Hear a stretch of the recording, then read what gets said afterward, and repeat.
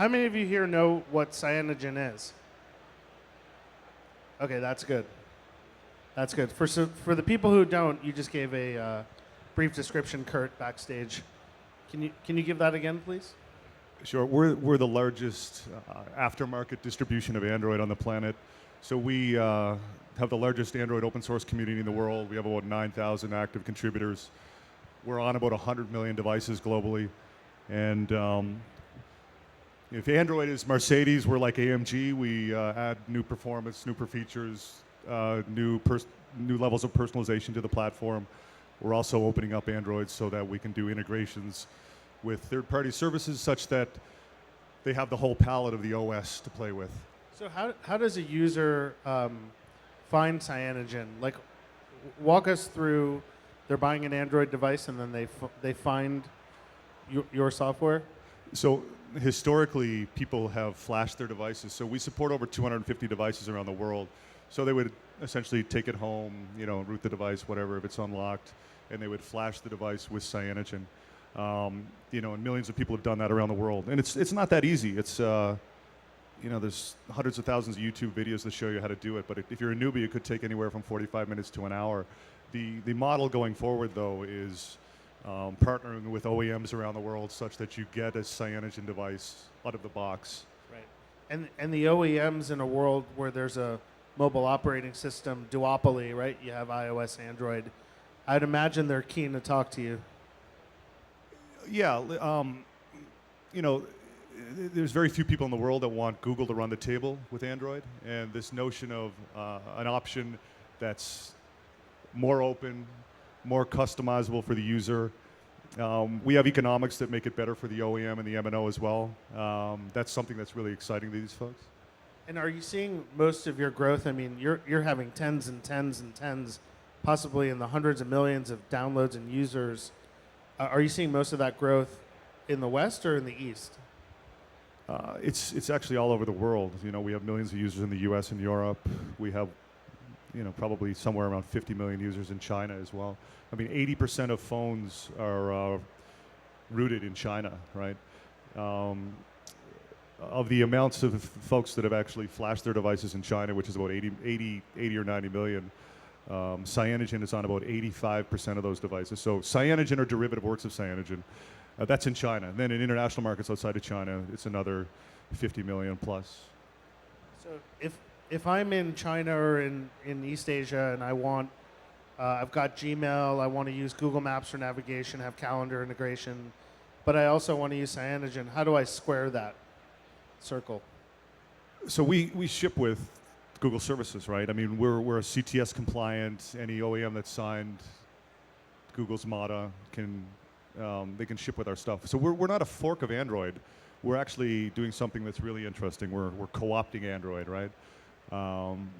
If ultimately we pull this off to the extent that we think we're going to, it'll be one of the greatest train robberies of all time. I agree. I think it's a brilliant plan. Part of what I think makes your plan even more appealing is that it's the work you all do, but also the community of open source developers. Can you talk a little bit about how big that is, how it's grown, how you guys nurture it? Sure. So my co-founder and the CTO, Steve Kondik, was one of the first guys in the world hacking around with Android, and his hacker name was actually Cyanogen. That's where the name comes from. Around him just grew what is now the world's largest Android open source community. We have over 9,000 active contributors. We have the second largest repositories on GitHub after Ruby, so it's a really big open source project. And it's really great to see all of these new features, et cetera, bubble up in the open source community. So things like swipe to remove notifications, we had that 2 years before Google. Quiet hours, do not disturb, 2 years before Apple. So most people who are on iOS think that those innovations come from Android users, from the Android operating system. Right. And in fact, they come from the open source community, like even incognito mode in browser on mobile devices, Android devices, 2 years before Google as well. So it's often the case that both Apple and Google see some of the features that bubble up in the open source community that we light up, and they eventually end up merging that back into their code base 2 years Now, later. these developers who are participating in the open source community, are they mostly driven by the pure intellectual pursuit of building on Cyanogen? Are they getting paid? Is it a mix? What's happening? Well, some of them are getting paid. I mean, we hired a number of people from the open source community when we raised our Series A, and we continue to hire guys from the open source community. But most people do this because they love to do it. I mean, it's ridiculous. Steve, my co-founder, he was at an R&D lab at Samsung in Seattle when we founded the company, and he would do his 40 hours a week at Samsung and then come home and do another 60, 70 hours on Cyanogen, right, managing the open source project. So these guys are just fanatics about their devices, right? Within the open source community, we have guys that are called device maintainers, and they may bring up an obscure device with, might be a HTC device or Samsung device that the OEM stopped supporting, and we have, L running perfectly on those devices. And other guys are just about how they can add new features or personalization, etc. Right? So, actually, I think before your earliest investor invested in you, one of the partners there wrote a great post about Android being this brilliant defensive play, in that it would block off other people. Now Cyanogen has come along, they found and invested in you. How does Google view you? What's your relationship like with Google?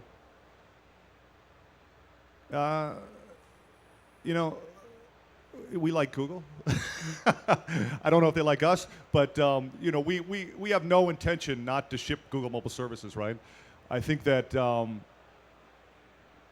Google would probably love to somehow prohibit their services being on our platform, but they're under a lot of antitrust scrutiny now. The initial release of it was open.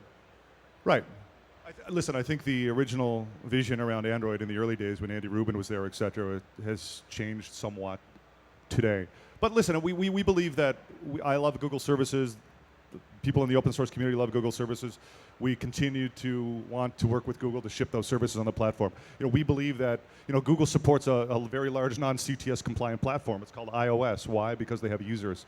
As we continue to grow our user base, I'd like to think that Google wants their services to compete alongside Microsoft services. They don't want the innovation to go to some of these platforms. We fundamentally believe that the open computing platform will eventually be the dominant platform, right? The thesis in this company is such that Android's at about 2 billion users right now. Over the next 5 years, it'll be at well over 5 billion users.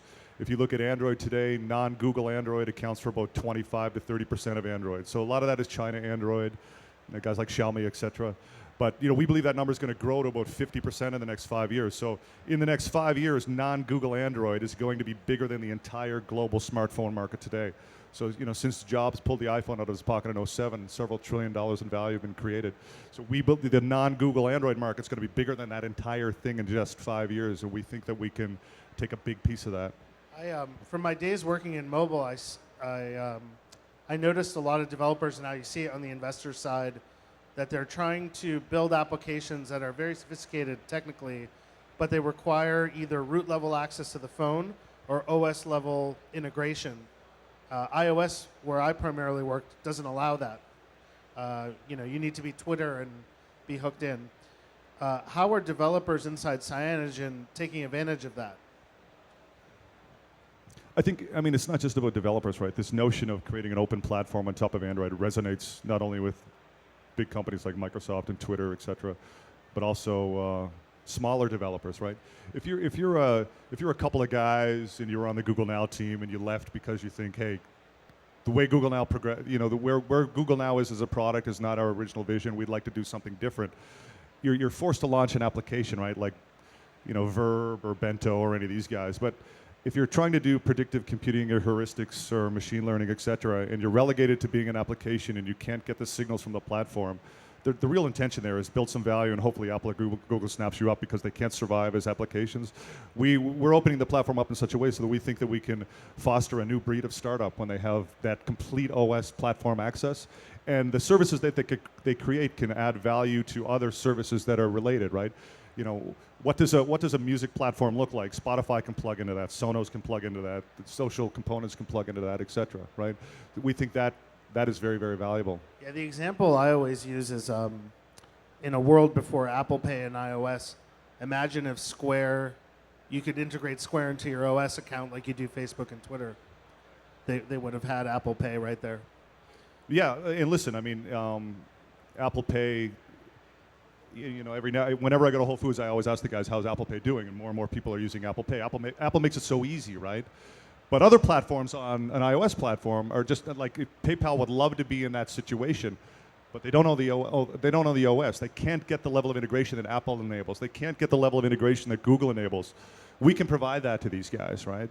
And that fundamentally, we believe, is going to change the game. Okay, so we'll shift gears a little bit quickly. As I was doing research for this, I found out that Kurt and I haven't met each other before, but we have a few mutual friends in common.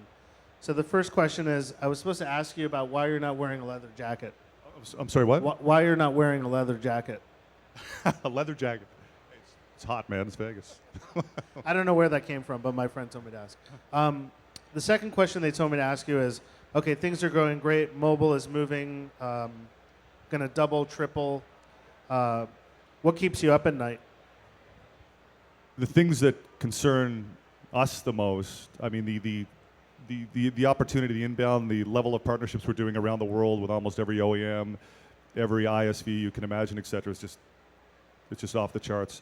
It's being able to scale the company, right? Hire great people, scale things on the system side so we can bring up with OEMs, scale the services and application development teams, et cetera. These are the most critical. So in terms of geography and where your developers and user base is going to concentrate over the next 5 years, do you have offices overseas in Asia, in China?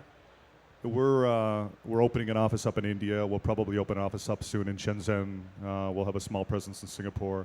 So obviously the ODMs, et cetera, are all mostly in Shenzhen. So we're dealing a lot with those guys. India is really important to us. It's obviously the fastest growing smartphone market on the planet. Actually, that's a good segue to India. Will Xiaomi win in India? Will it be fragmented? Who's going to take that market? Because a lot of people are saying that on a consumer level, whatever happened in China the last 5 years is going to happen more or less in India now. Yeah, Xiaomi's not going to win in India. We launched a new brand in India with MicroMax called YU. It's an online e-commerce brand, etc. Octa-core LTE phone, $140. That thing's been selling out in seconds, right? We know what our volume projections are with MicroMax for the end of this year and Xiaomi's, and we'll just with that one brand, we'll come ahead of Xiaomi, right? Xiaomi doesn't understand India like they do China, right? Like Micromax understands India like other India local players. And all around the world, we see these local kings arising. Micromax in India, Cherry in the Philippines, Blue in Latin America, et cetera. They know these markets. They know marketing and distribution, right? But do you these think are the guys that are going to... one company in India will win the share? Or will be the Xiaomi of India?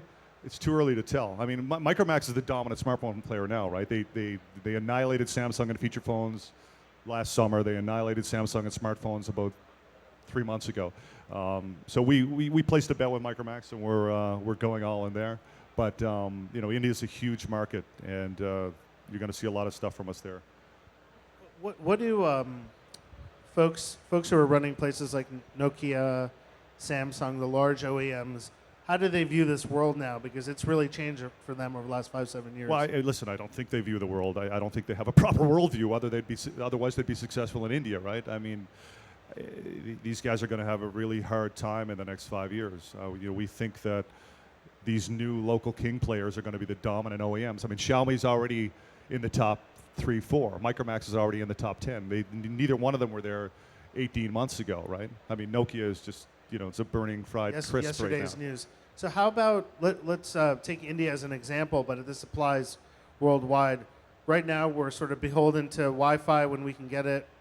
The Verizons, T-Mobiles of the world, data carriers. How are we going to get our data in the future? And how does Cyanogen think about that? How are we going to get our data? Yeah, mobile networks over the air.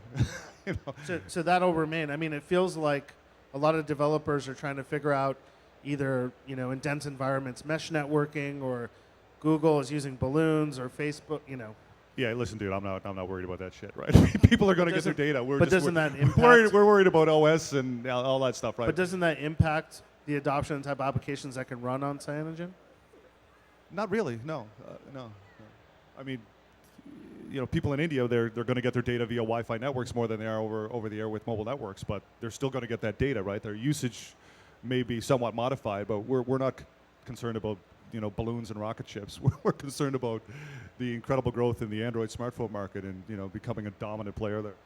And then speaking of Android, when you strip it down to its essence, it'll be used a lot and leveraged in, let's say, connected devices that aren't just mobile phones. Is that something you think about at Cyanogen as well?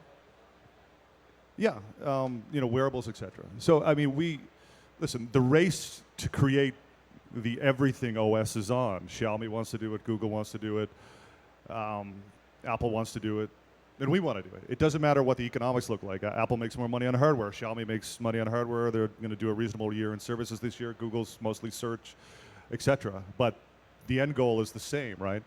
An OS that powers everything. And we think that the open platform will be that thing. So yeah, wearables, you'll see stuff maybe in late 16, 17. Car and TV are interesting, but we're only 91 people. We have to focus. And the huge growth opportunity is smartphones, right? I mean, it's nice to have the luxury of being in a big company and being able to do a watch, do a car and do a TV. But those numbers are still minuscule compared to smartphones. And we'd like to think that being pure play focused on that opportunity gives us an advantage. There's no distraction, right? If somebody's on the Google Android team, they've been there for 4 or 5 years, they're bored. Oh, let's go work on a watch. Great, sell a couple 100,000 of those. We're not interested in that. we're interested right now in, smartphones and that growth section. Great. Well, that's all the questions I had, so we'll wrap it up a little bit early. But Kirt, thank you so much, and congrats on all of your success.